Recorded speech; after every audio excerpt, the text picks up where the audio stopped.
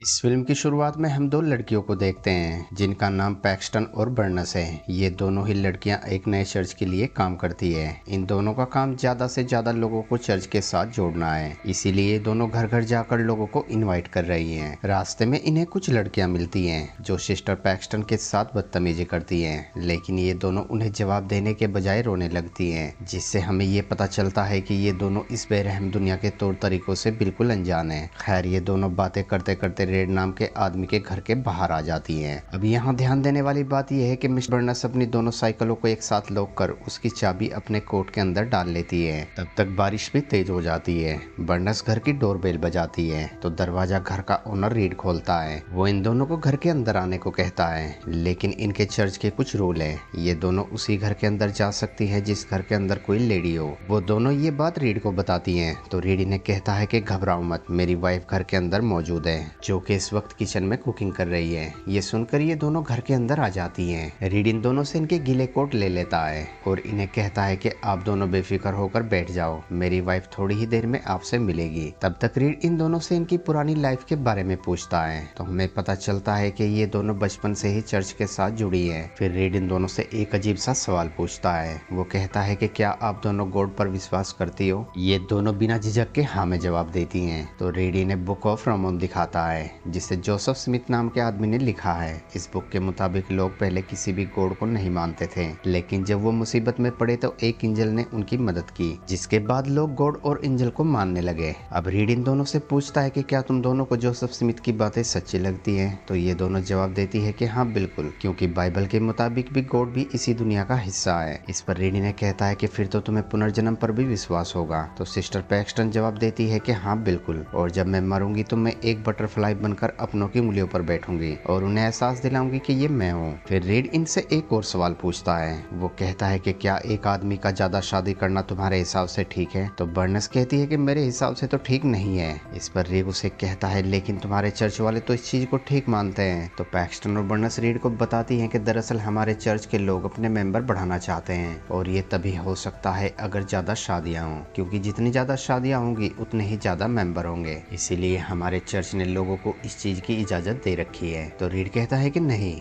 मैं तुम्हें असल बात बताता हूँ। दरअसल जोसेफ ने अपनी अय्याशी के लिए ज्यादा बीवियां रखी थी और उसी चीज को लोग फॉलो करते हैं और इसे रिलीजन का नाम देते हैं। ये सुनकर वो दोनों सिस्टर हैरान हो जाती हैं, क्योंकि रीड को तो उन दोनों से भी ज्यादा पता था। तो रीड उन्हें बताता है कि मैंने सभी धर्मों की किताबें पढ़ रखी हैं और मैं इस नतीजे पर पहुंचा हूँ कि तुम जिस भी रिलीजन की किताब ज्यादा पढ़ोगे तुम्हें लगेगा कि तुम उसके बारे में उतना ही कम जानते हो। ये कहकर रीड वहाँ से उठकर किचन में जाने लगता है और इन्हें कहता है कि अगर तुम मेरी वाइफ से मिलना चाहती हो तो तुम्हें अंदर आना होगा। लेकिन अब इन सिस्टरों को रीड कुछ अजीब आदमी लगने लगता है। बर्नस वहाँ रखी कैंडल को देखने लगती है तो वो देखती है कि ये एक ब्लूबेरी कैंडल है, जिसे देखकर इन्हें पता चल जाता है कि रीड इनसे झूठ बोल रहा है, उसकी वाइफ तो मर चुकी है। ये देखकर वो दोनों बहुत ज्यादा डर जाती हैं और वहाँ से निकलने लगती हैं। पर तभी सिस्टर बर्नस को याद आता है कि उनके साइकिल की लॉक की चाबी तो उनके कोट के अंदर रखी है। वो ये बात पैक्सटन को बताती है तो पैक्सटन उसे कहती है कि हमारे चर्च का रास्ता यहाँ से 4 मील दूर है, तो हम दोनों चलकर जा सकते हैं। ये कहकर वो दोनों दरवाजा खोलने लगती हैं, लेकिन अब वो दरवाजा भी लॉक होता है। ये देखकर वो दोनों समझ जाती हैं कि ये दोनों बहुत बड़ी मुसीबत में फंस चुकी हैं। इसीलिए ये दोनों चर्च में कॉल करने का फैसला करती हैं, लेकिन इस घर के अंदर नेटवर्क भी नहीं था। ये दोनों अपनी पूरी कोशिश करने के बाद भी इन्हें बाहर निकलने का रास्ता नजर नहीं आ रहा था। तो ये दोनों यहाँ से निकलने के लिए रीड की मदद लेने का फैसला करती हैं, जिसके बाद ये दोनों दबे पांव एक कमरे में आती है जो देखने में किसी चर्च की तरह लग रहा था। यहाँ इन्हें रीड भी मिल जाता है तो पैक्सटन उसे कहती है कि हमें चर्च से कॉल आया है, इसीलिए हमें अभी यहाँ से निकलना होगा। इस पर रीड इन्हें कहता है कि कोई बात नहीं,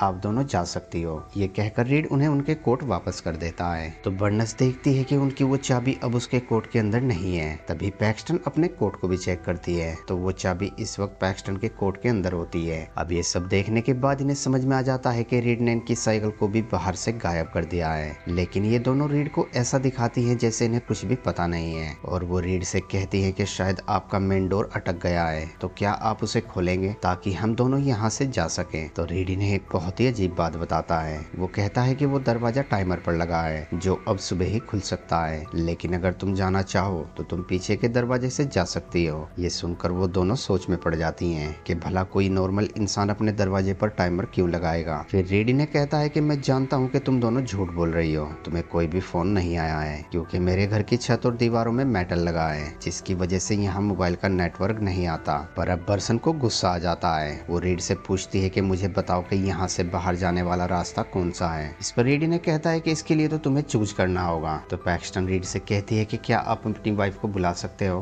ताकि वो हमें बाहर तक छोड़ सके। अब रीड मुस्कुराते हुए ने कहता है कि मुझे पता है कि तुम जान गई हो कि मेरी वाइफ मर चुकी है, फिर भी तुम ऐसा क्यों बोल रही हो। ये सुनकर इन दोनों के चेहरे का रंग उड़ जाता है। वो दोनों समझ जाती है कि ये आदमी बहुत ज्यादा खतरनाक है जो उनकी हर एक बात को पहले से ही जानता है। बर्नस बड़ी उम्मीद के साथ दोनों दरवाजों को खोलती है मगर वो दोनों ही दरवाजे बेसमेंट में जा रहे होते हैं। ये देखकर इन दोनों के बाहर जाने की उम्मीद पूरी तरह से टूट जाती है। फिर सीन कट होता है और हम चर्च के पादरी को देखते हैं जो ये नोटिस करता है कि रात होने वाली है मगर बर्नस और पैक्सटन अभी तक लौटकर नहीं आई है। तो पादरी उन्हें ढूंढने के लिए शहर की तरफ निकल पड़ता है। वहीं दूसरी तरफ रीड इन्हें बताता है कि दुनिया के सारे धर्म अपने धर्म को दूसरे के धर्म से बड़ा समझते हैं। रीड के मुताबिक सबसे बड़ा धर्म यहूदियत है, लेकिन आज के दिन दुनिया की 0.2% आबादी ही यहूदियत पर अमल करती है जबकि बाकी धर्मों की आबादी बढ़ती जा रही है, जिसका कारण तुम जैसे लोग हो जो अपने धर्म को किसी सेल्समैन की तरह प्रमोट करते हो। फिर रीड उन दरवाजों पर एक पर बिलीव और एक पर डिसबिलीव लिखता है और लड़कियों से कहता है कि तुम अपनी चॉइस के हिसाब से दरवाजा चुनकर बाहर निकल सकती हो। यहाँ पैक्सटन डिसबिलीव वाले दरवाजे को चुनती है जबकि बर्नस बिलीव वाले दरवाजे को चुनती है क्योंकि उसे अभी भी अपने गॉड पर विश्वास होता है। बर्नस का मजबूत विश्वास देखकर पैक्सटन भी बर्नस के साथ चल पड़ती है। ये दोनों अंधेरी सीढ़ियों से होते हुए बेसमेंट में आ जाती है। यहाँ इन्हें बहुत ऊंचाई पर एक खिड़की दिखाई देती है। बर्नस उसे खोलने की कोशिश करने लगती है लेकिन वो नाकाम हो जाती है। तभी इन्हें बेसमेंट का दरवाजा खुलने की आवाज आती है। तो बर्नस पैक्सटन को एक लेटर ओपनर देती है जो उसने रीड के टेबल से चुराया था।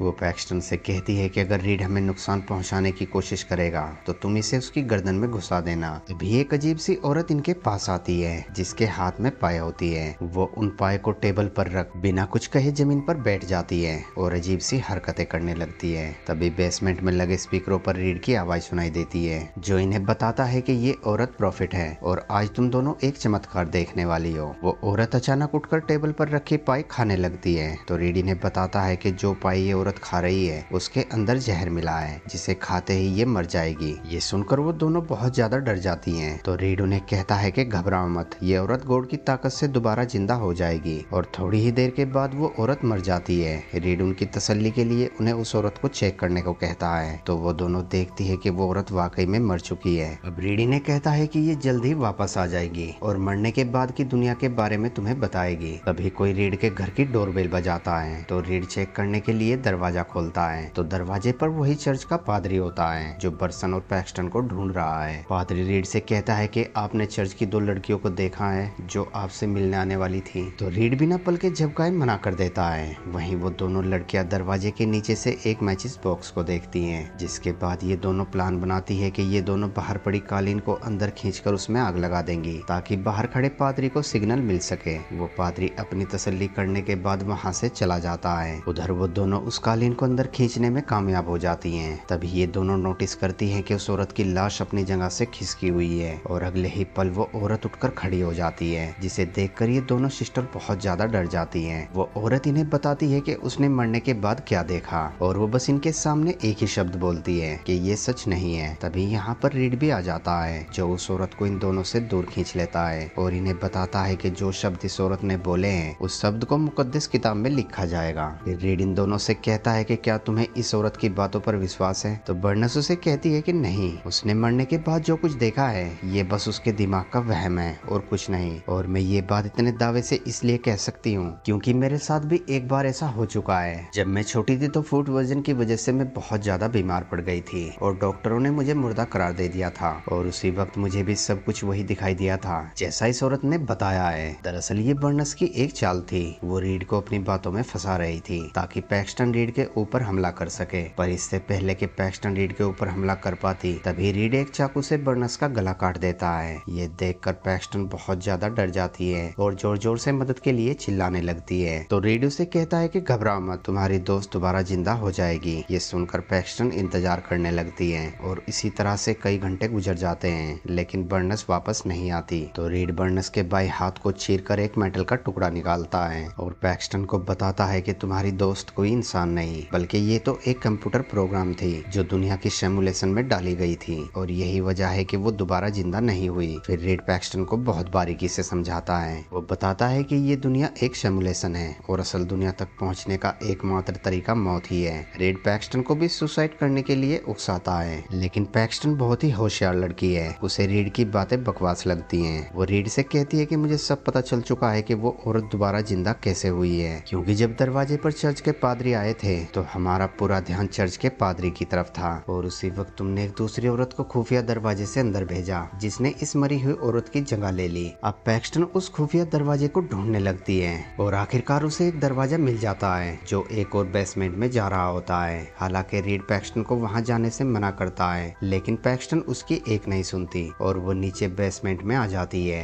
रीड ऊपर से उस दरवाजे को बंद कर देता है। पैक्सटन एक के बाद एक दरवाजे को पार करते हुए लास्ट के दरवाजे पर आ जाती है जिसके ऊपर साइकिल का लॉक लगा होता है। अब क्योंकि पैक्सटन के पास उस लॉक की चाबी थी तो वो उस लॉक को खोलकर स्टोर में आ जाती है। यहाँ का मंजर देखकर पैक्सटन का गला सूख जाता है क्योंकि यहाँ पर बहुत सारी औरतें पिंजरे में बंद होती हैं। तब तक यहाँ पर रीड भी आ जाता है जो पैक्सटन से कहता है कि अब तुम्हें पता चला कि सच्चा धर्म कौन सा है। तो पैक्सटन से कहती है कि मुझे अब सब कुछ समझ में आ गया है। मैं जान गई हूँ कि जब तुम हमें लिविंग रूम में अकेला छोड़कर गए थे तो तुमने सबसे पहले बाहर खड़ी साइकिलों को वहाँ से हटा दिया था ताकि अगर कोई भी हमें यहाँ पर ढूंढने आए तो उन्हें कोई भी सुराग ना मिले। तुमने वो चाबी भी जानबूझकर मेरे कोट के अंदर डाली थी। ये सब तुम्हारे प्लान का एक हिस्सा था ताकि मैं यहाँ तक पहुँच सकूँ और तुम्हारे हिसाब से सच्चा धर्म काबू करना है, यानी अगर तुम लोगों पर अपना कंट्रोल कर सकते हो तो तुम गॉड से कम नहीं हो। ये सुनकर रीड खुश हो जाता है। वो कहता है कि तुम बिल्कुल सही कह रही हो, लेकिन मैं तुम्हें बता दूं कि यहाँ पर जितनी भी औरतें हैं मैं उन्हें यहाँ जबरदस्ती नहीं लाया हूँ। ये सब की सब अपनी मर्जी से यहाँ पर मौजूद हैं। उसकी बेतुकी बातें सुनकर पैक्सटन समझ जाती है कि यह आदमी पूरी तरह से पागल है जिसका दुनिया को देखने और समझने का तरीका बहुत ही खौफनाक है। अब पैक्सटन मौका मिलते ही रीड के गले पर उस लेटर ओपनर से हमला कर वहाँ से भाग जाती है और सीढ़ियों से होते हुए स्टडी रूम में आ जाती है, लेकिन फिर उसे याद आता है कि यहाँ के सभी दरवाजे लॉक हैं। इसके बाद पैक्सटन सोचती है कि यहाँ से बाहर निकलने का रास्ता जरूर नीचे होगा और वो दोबारा बेसमेंट में आ जाती है, पर तभी रीड उसके ऊपर हमला कर देता है। पैक्सटन बहुत बुरी तरीके से घायल हो जाती है। अब रीड चाकू उठाकर पैक्सटन को मारने वाला ही होता है कि तभी बर्नस रीड के सर पर हमला कर उसे मार देती है। दरअसल बर्नस में अभी भी कुछ सांसें बाकी होती हैं, लेकिन अगले ही मिनट बर्नस भी मर जाती है। इसके बाद पैक्सटन दोबारा ऊपर आती है और इस घर के मॉडल को बहुत अच्छी तरह से चेक करती है और उसे पता चल जाता है कि वो एक ऐसी डक के जरिए इस घर से बाहर निकल सकती है। पैक्सटन उस ऐसी डक के जरिए घर से बाहर आ जाती है और सुकून की सांस लेती है। अभी एक बटरफ्लाई उसकी फिंगर पर आकर बैठती है। पैक्सटन को लगता है कि ये उसकी दोस्त बर्नस है और इसी सीन के साथ इस मूवी का एंड हो जाता है। दोस्तों वीडियो अच्छी लगी हो तो वीडियो को लाइक और चैनल को सब्सक्राइब जरूर करना। Thanks for watching.